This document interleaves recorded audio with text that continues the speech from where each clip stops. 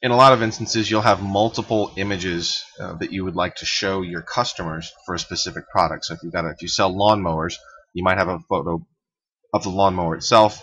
You might have a zoomed in photo of an engine or the tire or whatever it is. So you can upload secondary images to show the customer more images on your product. So, and this is where they would, in our instance here on this website, if we had secondary images loaded, which we don't currently, you'd see 4 thumbnails right beneath here.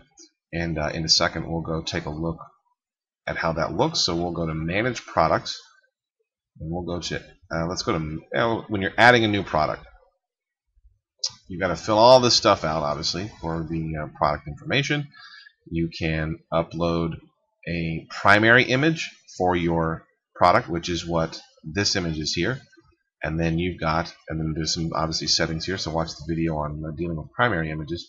And this one we're going to go add secondary images. So we click on the tab here on the top right.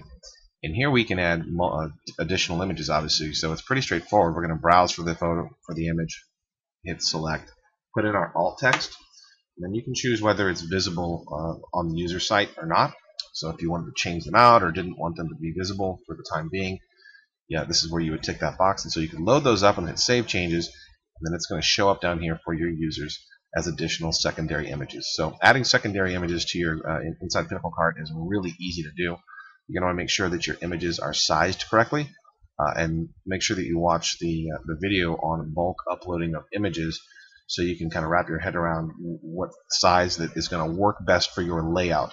So when you bulk upload secondary images, perhaps you need to make sure that you can set the thumbnail size, but you're going to be mindful. You want to be mindful of the original file size and the proportions of your secondary images when you're uploading them bulk using the bulk uploader, so they render correctly and everything looks nice and as it should, proportionate when it renders to the user. So I hope that was helpful.